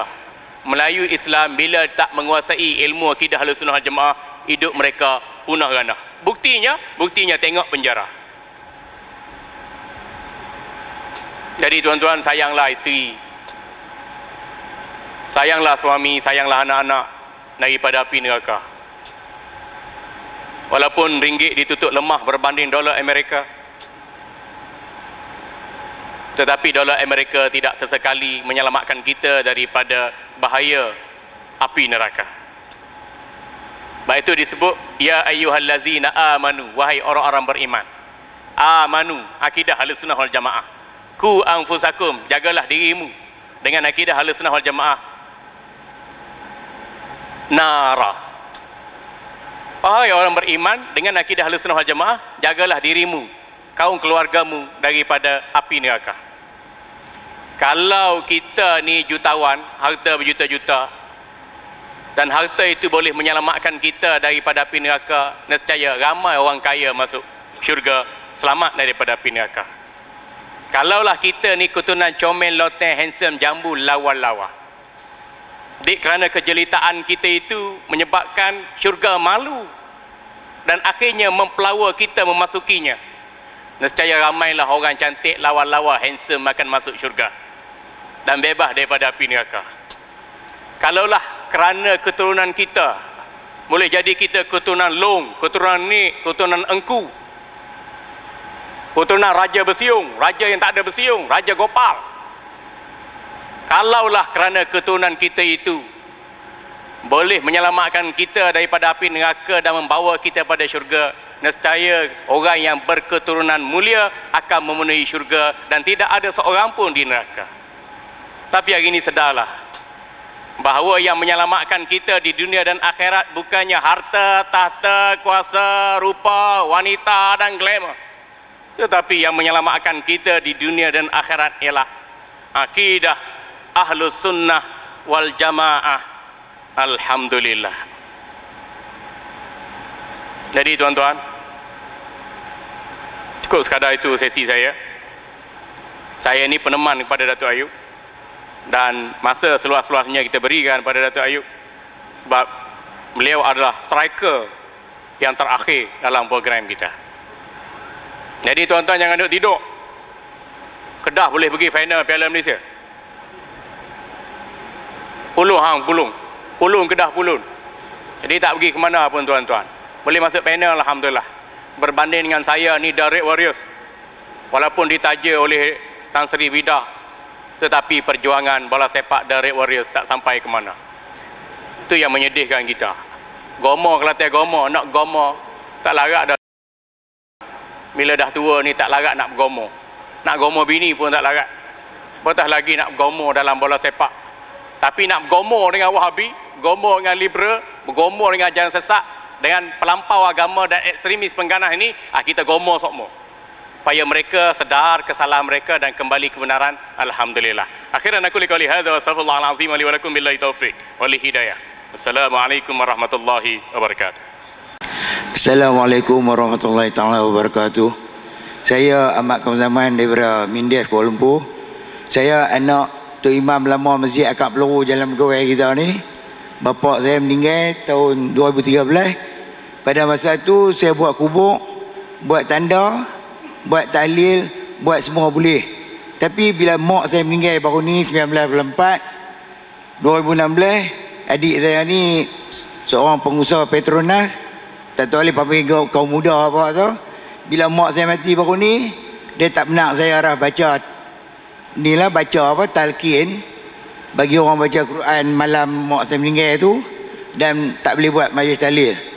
Jadi kata kunun, yang ni semua Nabi tak pernah buat. Jadi saya pun tak berani lah sebab saya pun sekolah orang putih. Jadi saya minta penjelasan Ustaz Samian, kalau saya sendiri yang nak buat ni, adakah boleh ke tak boleh? Sekian, terima kasih.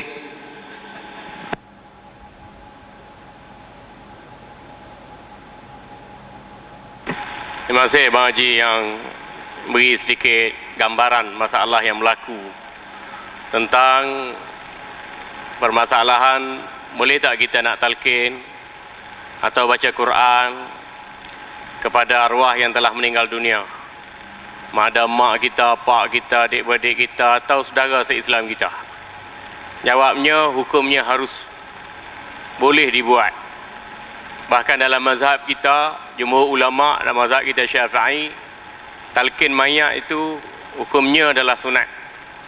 Sama ada dekat-dekat nak mati kita ajar talqin, ataupun sesudah mati sunat diajarkan talqin. Imam Nawawi rahimahullah di dalam kitab Majmu' Syarhul Muhazzab, juga dalam syarah Sahih Muslim, menjelaskan talqin mayat sesudah mati adalah sunat.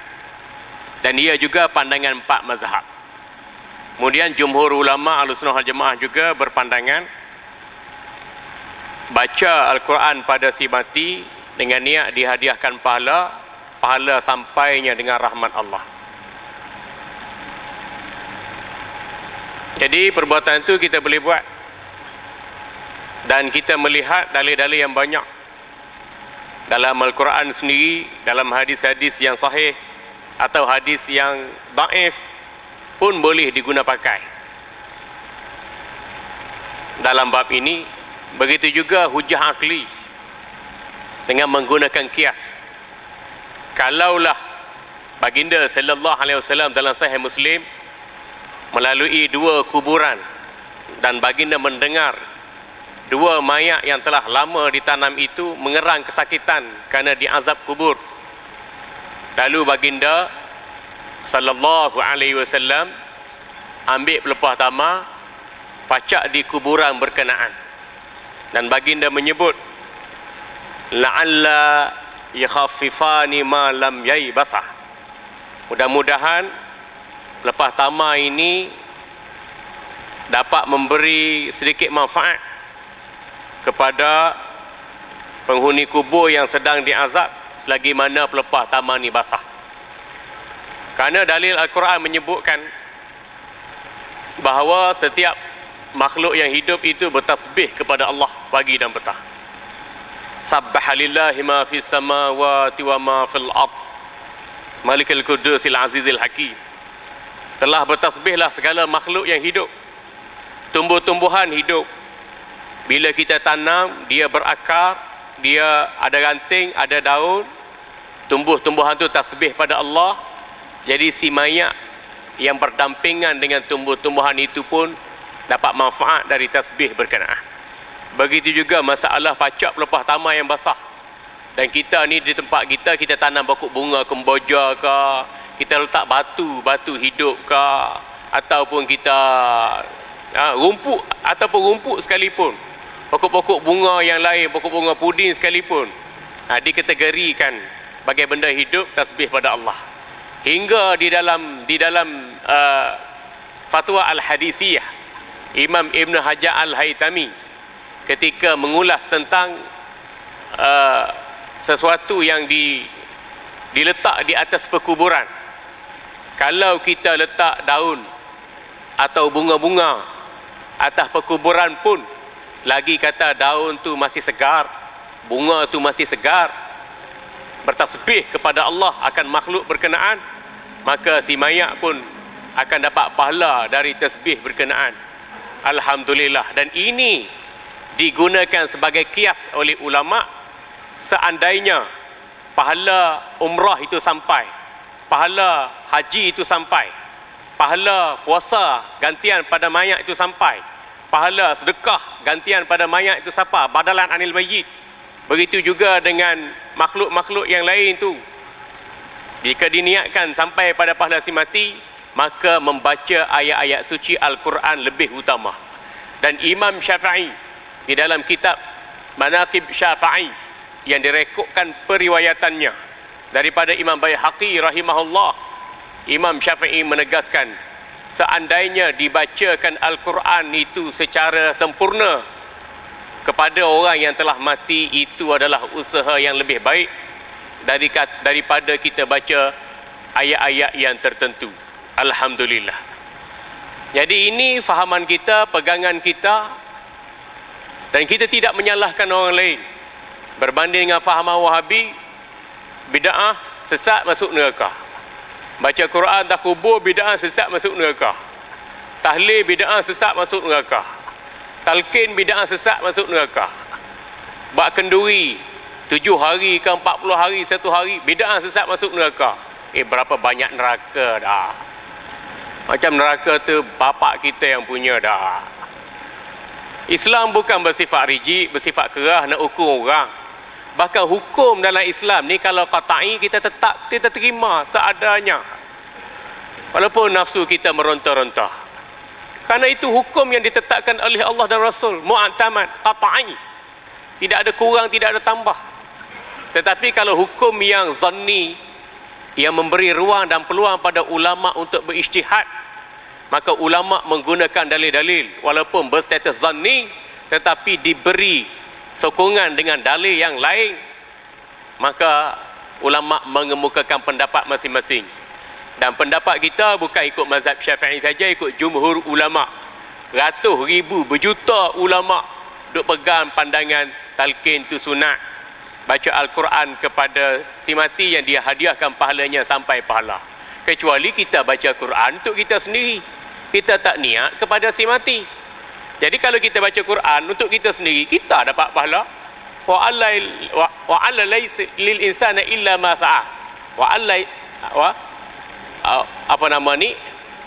anna lil insani illa ma sa'a. Seseorang itu tak dapat sesuatu melainkan apa yang dia usahakannya.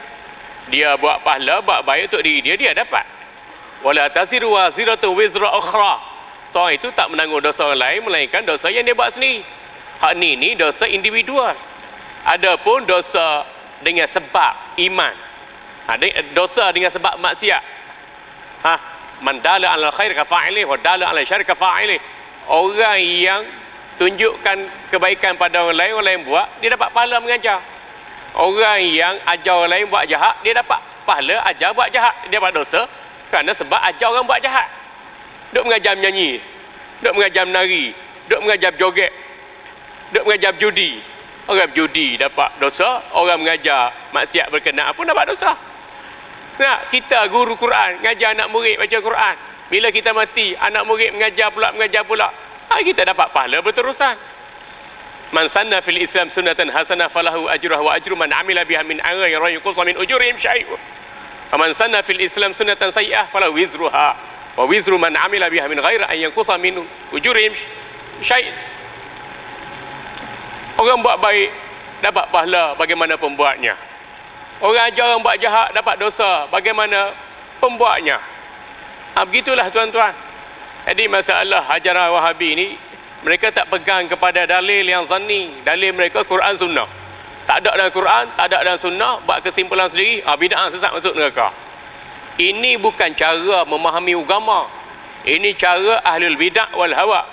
Ikut suka dia yang nak kata orang masuk neraka. Kalau kita buat benda haram sekalipun, Allah Maha Pengampun, Maha Penyayang. Allah suka kita bertaubat. Allah itu pengampun dosa dan menyayangi kita. Tapi ikut fahaman Wahabi, kita baca Quran pun bid'ah sesat masuk neraka selalu.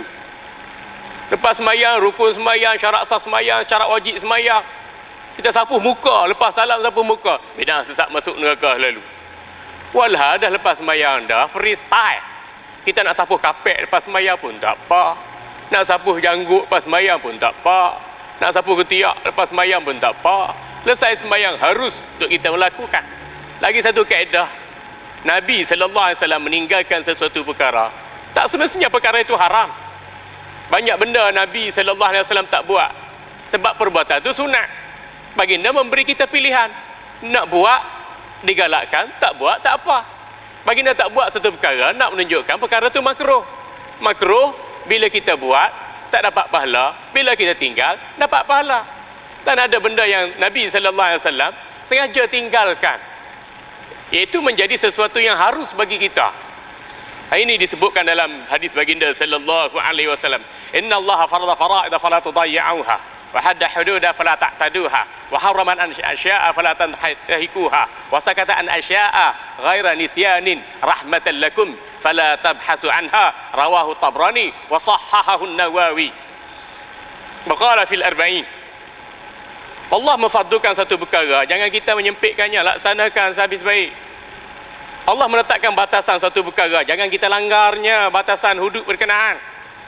Allah mengharamkan sesuatu perkara, jangan kita cabul pengharaman berkenaan. Allah dan Rasulnya tidak meletakkan satu perkara bukan kerana terlupa, kerana rahmat untuk kita merujuk kepada alim ulama, kerana alim ulama itu pewaris Nabi. Ni kita kerja engineer, kita kerja Petronas, kita kerja pelukis pelan. Berani kita nak kata tahlil bid'ah sesat masuk neraka? Kita kerja cak jalan. Berani kita nak kata doa kunut subuh pagi itu bid'ah sesat masuk neraka? Kita tak mengaji agama pun. Jadi tuan-tuan, mazhabul awam, mazhabul mufti.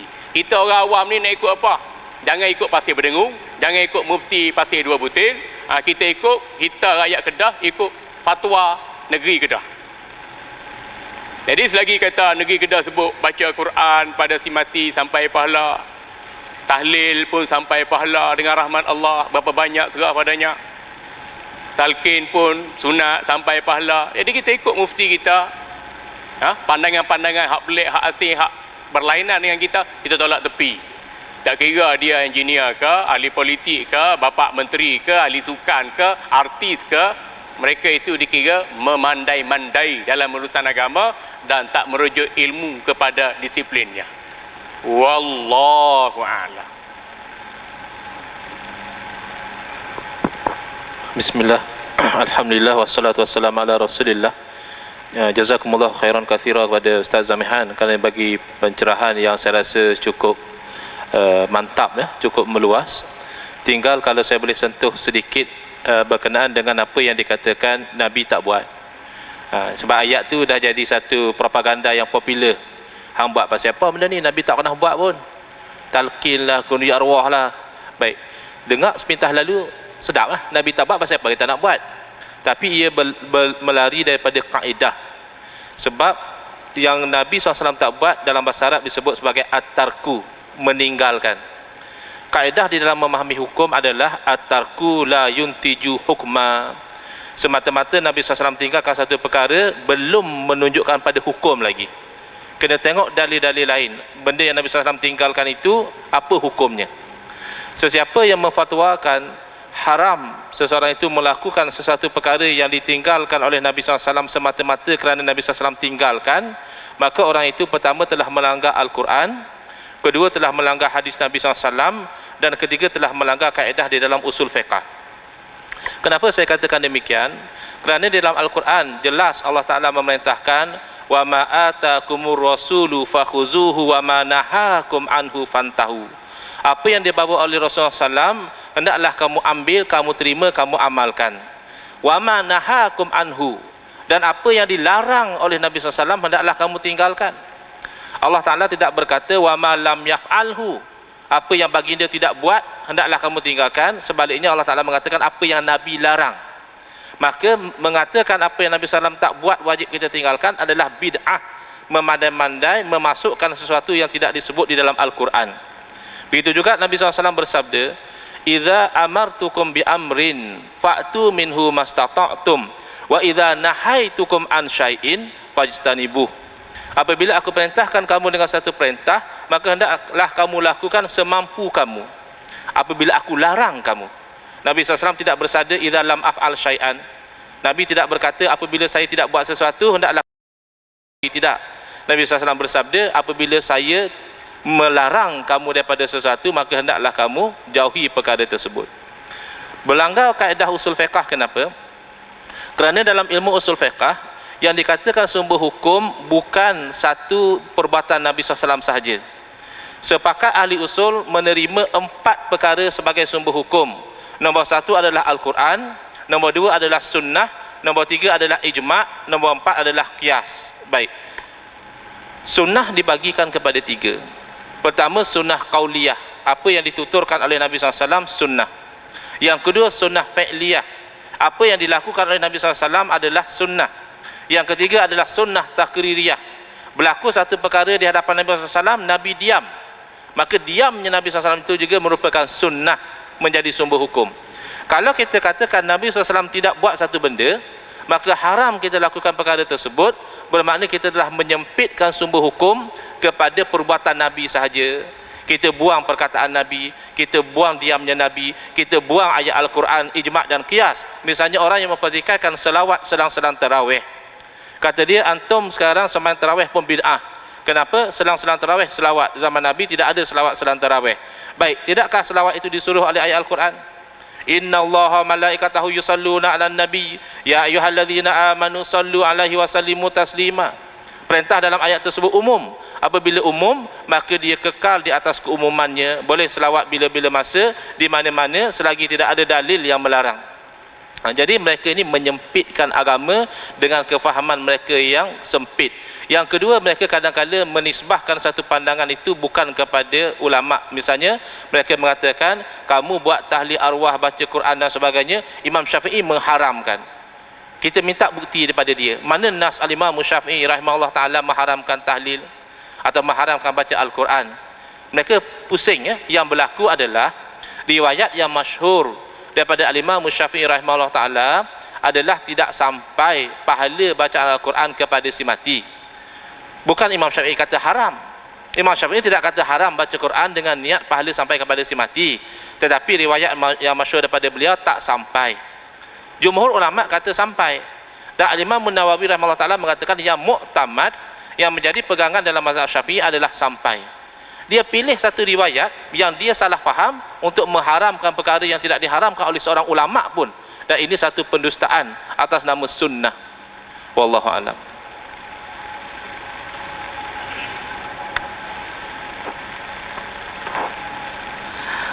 Alhamdulillah tuan-tuan, kita baru saja selesai forum perdana berkaitan dengan kelestarian ahli sunnah wal jamaah dalam menangani pemimpinan ekstrim.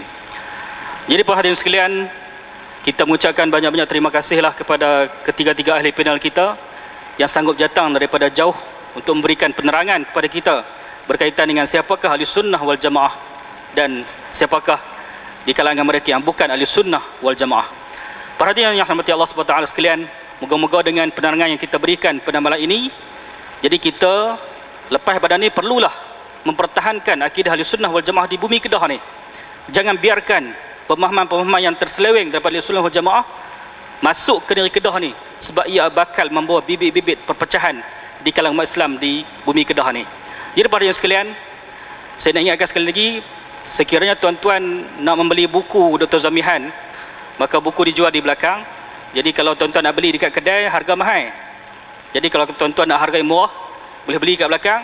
Dr. Zamihan kata, kalau siapa tak ada duit, ambil terus. Lagi mudah. Tak ada lagi lah orang jual buku lagu tu. Tapi Dr. Zamihan ada. Maknanya, dia kata, kalau tak ada duit, nak ambil lu. Kan? Tak payah bayar. Senang kita. Tak apa. Kita kalau ada duit, bayar. Kita ada duit, bayar. Jadi buku ada kat belakang sana berkaitan dengan ahli sunnah wal jamaah dan berkaitan dengan solat sifat solat Nabi yang sahih dan sebagainya. Jadi saya harap kita mendapat manfaat yang banyak pada malam ini. Moga-moga dengan forum yang kita adakan pada malam ini memberikan kita satu pencerahan agar kita ini berpegang teguh dengan ajaran Islam dan kita berpegang kepada akidah yang benar dan kita bermazhab Syafi'i di samping kita menghormati mazhab-mazhab yang tiga yang lain dan kita menghormati ilmu tasawuf dan kita beramal dengannya. Jadi cukup sekadar itu daripada kami.